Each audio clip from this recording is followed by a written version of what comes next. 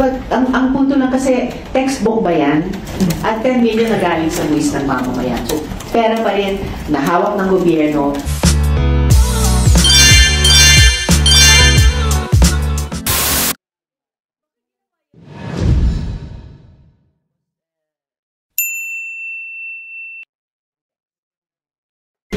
Ang tinanong ko lang naman ay very fair din dahil may 100 million peso worth na programa, yung kanyang opisina, tungkol sa pagmumudmod ng mga 1 million bags sa mga bata, sa mga hard-to-reach communities at may kasamang tree planting. At ang itinanong ko ay yung 10 million peso item within that 100 million peso program budget na magdidistribute ng isang libro na siya ang sumulat, pero gagamitin ang government funds, ang taxpayers' money para ipamudmod.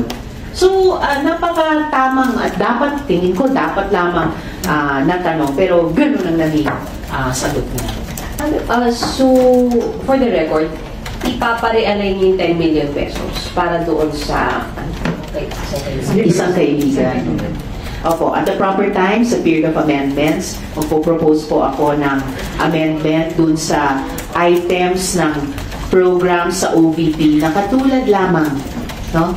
Dun sa mga programa ng mga line agencies natin, including DSWD, DOH, DOLE.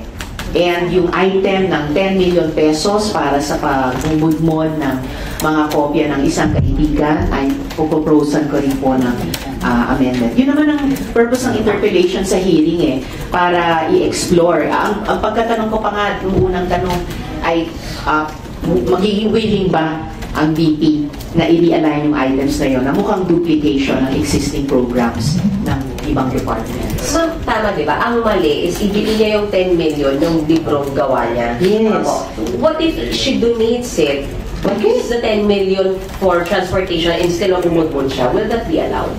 Hindi ko alam kung aabot sa 10 million ang pamumudmod, ang transportation para lamang sa pamumudmod. Pero ang current budget item request ay para ibigay, ipamudmod yung mga kopya ng isang kaibigan dun sa 1 milyong mga bata. At siya pa yung nagbanggit na yung mga batang yun ay may magulang, yung mga magulang yun ay boboto.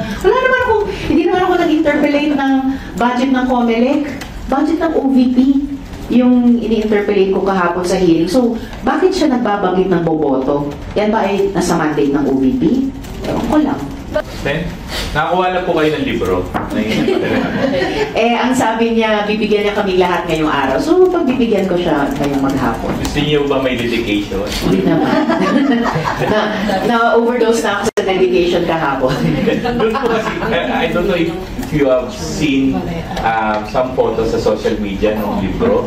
Yes. Kasi it appeared doon sa backpage, merong mukha niya, tapos siya ay 15th Vice President of the country, a former Mayor of Davao, na former Deputy Secretary. Tapos yung last sentence is, isa siyang kaibigan. Do you think anong purpose ng libro na yun? Well, obviously the purpose is to magpakilala sa sarili niya sa mga bata na bibigyan ng librong yan sa mga bahay nila sa hard-to-reach areas. Sa mga bata lang, hindi sa magulang na bata. Well, nung maliliit yung mga anak ko, pag may mga libro sila or school bag, kasi bag ang ibibigay, di ba? So, pag may mga bag silang inuuwi from school after class, syempre tinitignan ko rin. And of course, makikita ko rin yung laman ng bag nila. Kasi sabi mo, ma'am, yung printing pala noon will cost 50 pesos per copy according to the Office of the Vice President. Kaya nag-allocate ng 10 million. But ang punto lang kasi, textbook ba yan?